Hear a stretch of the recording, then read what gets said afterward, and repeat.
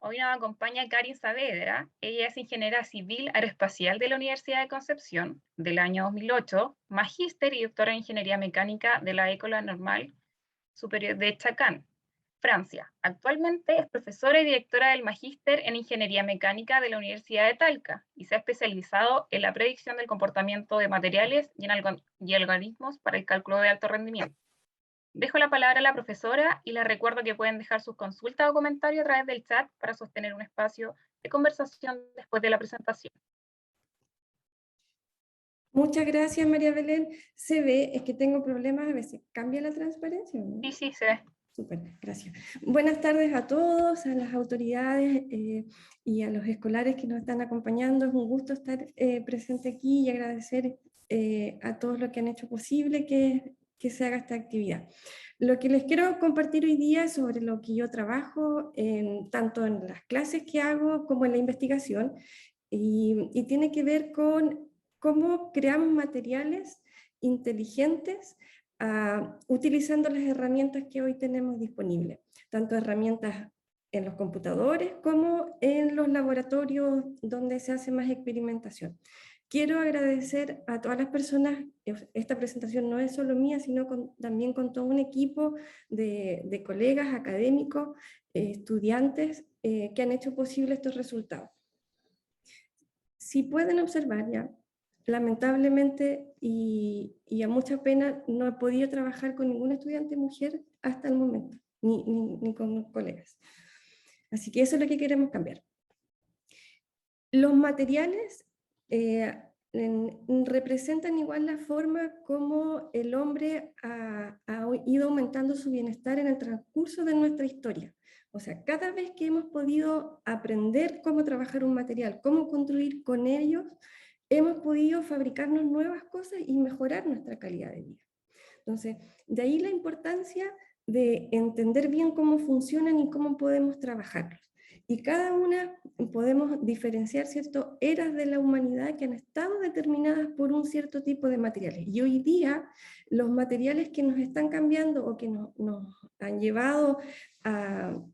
nos entregan todas las posibilidades que tenemos, por ejemplo, de los teléfonos, de las comunicaciones, están basados en materiales que son de tipo cerámico. También los plásticos en las últimas décadas han sido muy importantes.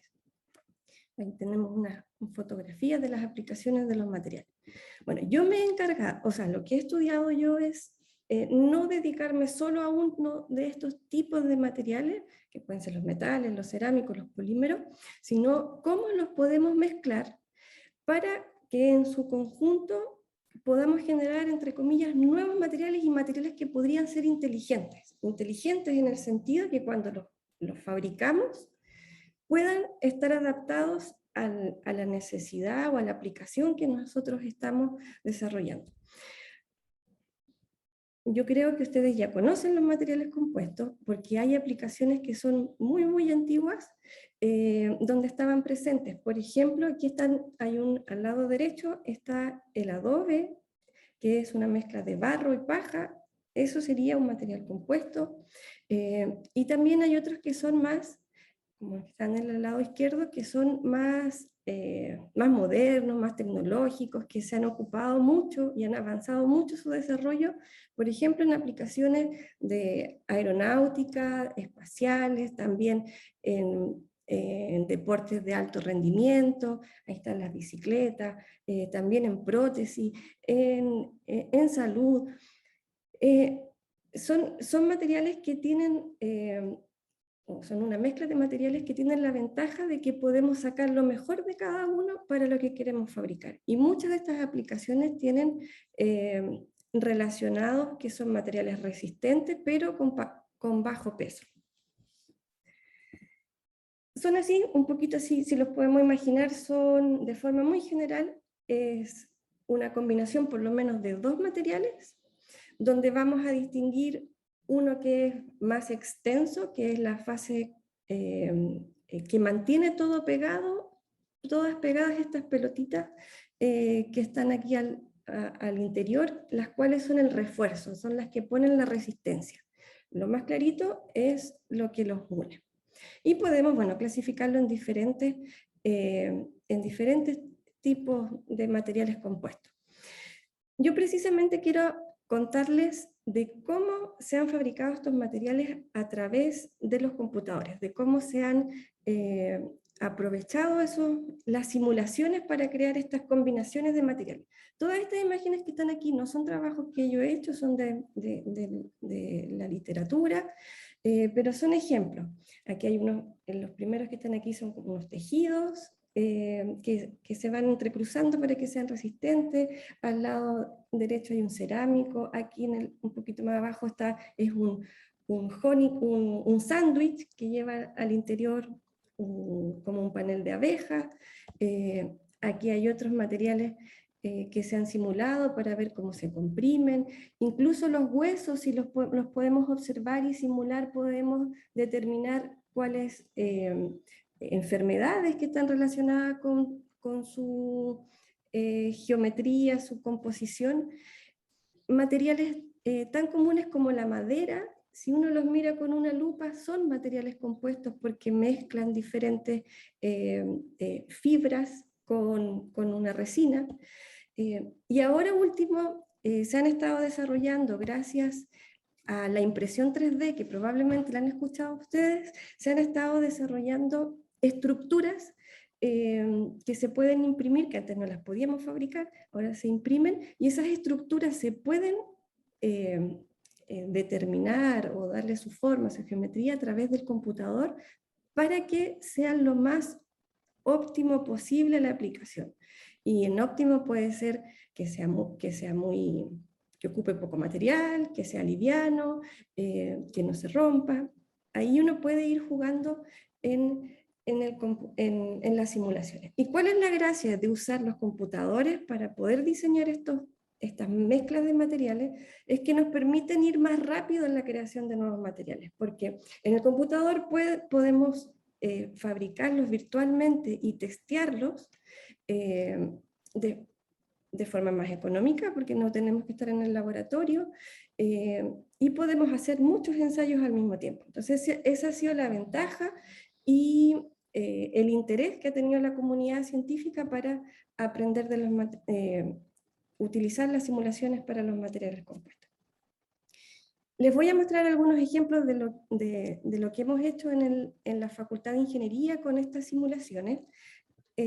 Aquí hay un trabajo que fue con el gobierno regional del Maule, donde recuperamos residuos, las botellas de plástico, y las mezclamos con otros residuos que son partículas, acerrín, partículas de madera, y en el computador nosotros dibujamos esas partículas de madera, que son aquí los puntitos rojos, y la que las mantiene unidas es el plástico que está en plomo, y ese cubo, que es una muestra de este nuevo material, lo sometimos a carga en el computador. Y con eso podíamos observar cómo se estiraba, dónde se rompía, y nos permitía poder fabricarlo después en el laboratorio de forma más rápida y más económica. Pero hay un problema: estos materiales, como son mezclas, que no estamos tan acostumbrados a trabajar, nos cuesta mucho entender cómo se rompen, cómo podemos predecir cuál va a ser su comportamiento. Entonces hay que hacer simulaciones que son cada vez más complejas, y hay, por ejemplo, desafíos tan grandes como simular un avión, porque no podemos estar haciendo muchos ensayos en un avión, aunque normalmente se hace un ensayo destructivo de un avión a escala completa, pero normalmente se hace un solo ensayo. Pero antes de ese ensayo grande, se han hecho miles de ensayos en piezas, en partes más pequeñas del avión.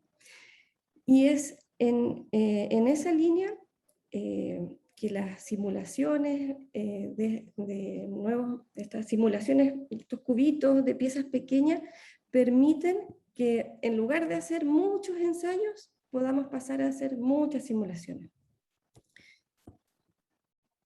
El problema es que cuando estas simulaciones le empezamos a poner muchos materiales y mucho detalle, se vuelven muy complejas es imposible resolverlas en un computador, entonces hay que aprovechar la infraestructura disponible que tenemos actualmente en los computadores, que son lo que llamamos supercomputadores, es decir, en realidad es un computador más o menos como el que tenemos, pero que está conectado a muchos otros computadores. Entonces, podemos ocupar esta herramienta, pero para eso tenemos que adaptar de cierta forma nuestras simulaciones, porque tenemos que mandar un pedacito de la estructura a cada computador, y esos computadores tienen que comunicarse entre sí. Y, y es en esa comunicación que tiene mucho de programación, de algoritmos, es en la que me he enfocado yo.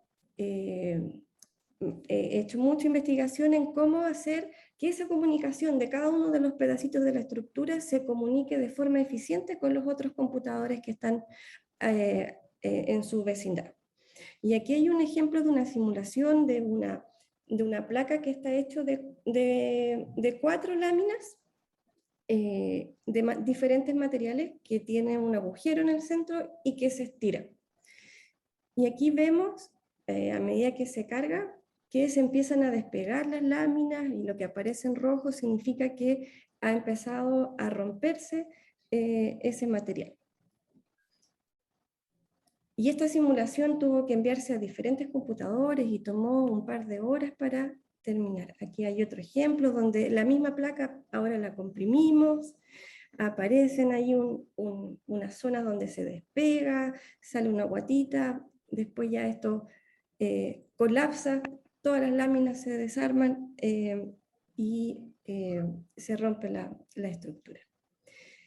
Y actualmente estoy trabajando en otro tipo de materiales compuestos que no tiene tanta relación directa con los aviones, sino que más a una aplicación local, aprovechando el beneficio o la particularidad que tenemos, o la riqueza que tenemos en la parte forestal en Chile, y que podríamos darle un valor agregado a esa madera que producimos a través de unas nuevas tecnologías de fabricación o de construcción, que es utilizando estos mismos como capas de madera, y son tan resistentes que es posible incluso fabricar o construir edificios 100% de madera en sus partes estructurales. Porque vamos poniendo láminas de maderas en diferentes orientaciones y en diferentes espesores, en función de las cargas que hay en los edificios, de la cantidad de pisos, etc. Y hemos utilizado las simulaciones para ver en esos paneles, aquí arriba al lado derecho sale 3 láminas de madera que están sometidas a carga, donde se van a deformar, pero en algún instante aparecen una fisura y en ese momento ya no soporta mucha carga y se empieza a romper. Y hemos podido, a través de las simulaciones, un poco predecir cómo se comportan esos laminados. Entonces, mi trabajo, si lo pudiera resumir en 3 palabras, es mejorar. He trabajado en lo que es confianza en los modelos, confianza en esas simulaciones que se hacen en el computador, y para tener confianza en esas simulaciones, lo que hemos tenido que hacer es comparar las simulaciones con ensayos reales. Lo segundo que he hecho es trabajar en eficiencia, es decir, que sea la comunicación entre esos diferentes computadores lo más rápida posible. Y lo último es que sean simulaciones robustas, y con eso se refiere que si yo trabajo un día con un material que es madera y al otro día voy a trabajar con un acero o con un plástico, sigan funcionando esas simulaciones. Y quisiera llevar también este uso de materiales a cosas más cotidianas, a situaciones de emergencia, donde hemos tenido que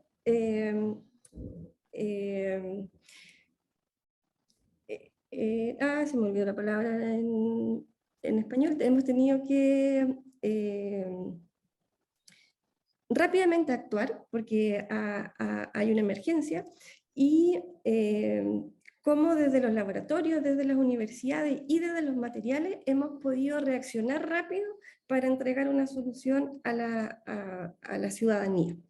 Y les quería contar de esta agrupación que nació cuando recién empezó la pandemia, FabTech, que la palabra viene de fabricación, tecnologías, y fue que nos unimos muchas universidades, centros, fundaciones, para utilizar las capacidades que estaban en las universidades y llevamos algo muy sencillo que eran a través de materiales plásticos e impresión 3D y producción en cadena, producción colaborativa, desarrollamos y entregamos a la comunidad muchos protectores faciales, donde la parte que va aquí arriba, el cintillo, era lo que fabricábamos en la impresión 3D. Eso es gracias a esta flexibilidad de estos materiales o de estas formas de imprimir, de llevarlo desde el computador a la fabricación, al prototipado rápido, que se pueden hacer estas innovaciones tan rápidas como las emergencias así lo requieren. Y para terminar, en esta presentación no conté tanto de cómo había sido mi experiencia, sino que me enfoqué más a lo que yo hago, pero voy a igual compartirles por qué estoy yo aquí, o por qué llegué a hacer estas simulaciones, y está relacionado con que yo creo que cuando fui pequeña me dieron muchas oportunidades para hacer lo que yo quería, para estudiar lo que yo quería. Nunca me dijeron que no, sino que al contrario, cuando dije quiero estudiar ingeniería aeroespacial, que puede ser algo como súper raro, me dijeron, vale, dale, te vamos a apoyar, si no te gusta, tal vez te puedes cambiar después de carrera, pero por lo menos inténtalo. Y sí, otra cosa que yo creo que me marcó mucho cuando yo era pequeña era que me gustaban mucho los videojuegos, y probablemente eso se mezcló con que me gustaban las matemáticas.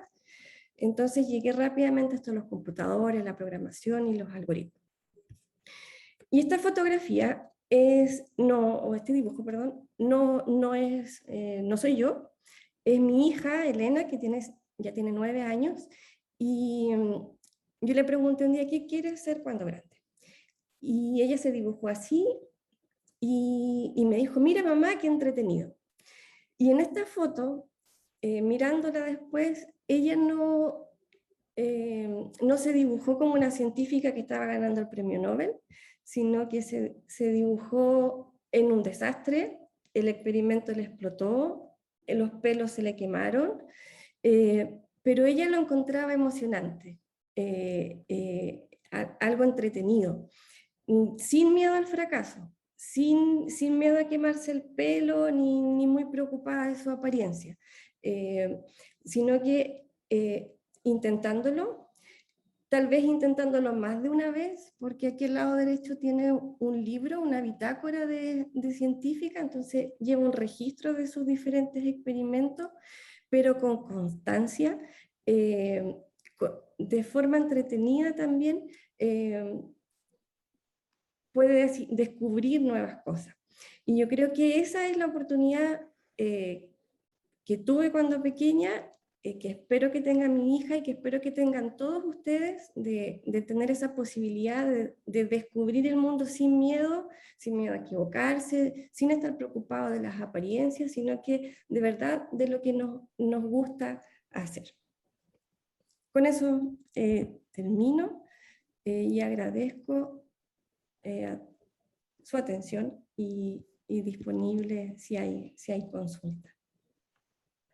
Bueno, agradecemos con un aplauso virtual a la profesora Karin Saavedra por esta motivante charla que acaba qué hacer. Bueno, profesora, tengo unas preguntas internas y las voy a leer. Dicen, ¿qué tan exactas son las simulaciones en comparación con lo que puede ocurrir en realidad con el material? Hay de todo, o sea, intentamos que sea lo más exacta posible, pero siempre en los modelos hay un cierto grado de ignorancia, siempre, porque no podemos describir todo tal cual es en la realidad. No podemos describirlo tal vez porque no somos tan capaces de comprender esa física, o no podemos describirlo porque no tenemos las capacidades para computacionalmente para resolver una ecuación tan grande. Entonces siempre hay un compromiso de cuánto quiero invertir en la simulación, cuánto tiempo quiero que dure, y uno va priorizando, dejando de lado en las simulaciones los detalles que no influyen tanto, pero dejando los que son importantes. Pero siempre hay que hacer como ahí un ajuste, una revisión de comparar la simulación con con los experimentos para estar relativamente seguro que va a funcionar. Y tengo otra. ¿Qué tan costosos son estos materiales compuestos? Qué buena pregunta. Son caros, o sea, depende, porque para los que son con los aviones, sí son caros porque se necesita fibra de carbono, se necesita un proceso de fabricación que es muy hecho a la medida de eso que uno quiere hacer, eh, y más difícil fabricar en serie y todo eso. Es más personalizado, y pasa también con la bicicleta, con las raquetas de tenis, todo es como muy fabricado a uno. Pero hay opciones también de ocupar los materiales compuestos para hacer cosas que son muy baratas y que también son eh, eh, buenas con el medio ambiente. Y ahí está toda la parte del reciclado. Porque los plásticos tienen una ventaja dentro de todo de lo malo, de que tienen, ¿cierto?, duran muchos años, tienen la ventaja que si los calentamos los podemos dar otra forma. Y eso es lo que una de las cosas que hemos tratado de hacer en el laboratorio, que es tomar un plástico, calentarlo y volver mezclarlo con otras cosas, como con partículas de acerrín. También podemos mezclarlo con el hormigón. El hormigón es también cemento con piedras, igual es un material compuesto. Entonces hay también materiales compuestos que son súper económicos y que son tan cotidianos como el adobe, como el hormigón, y que pueden venir igual a esto del reciclado. Bueno, esas son las preguntas por hoy para la charla de la profesora Karin Saavedra. Nuevamente agradecer por esta excelente exposición y generar este aplauso virtual.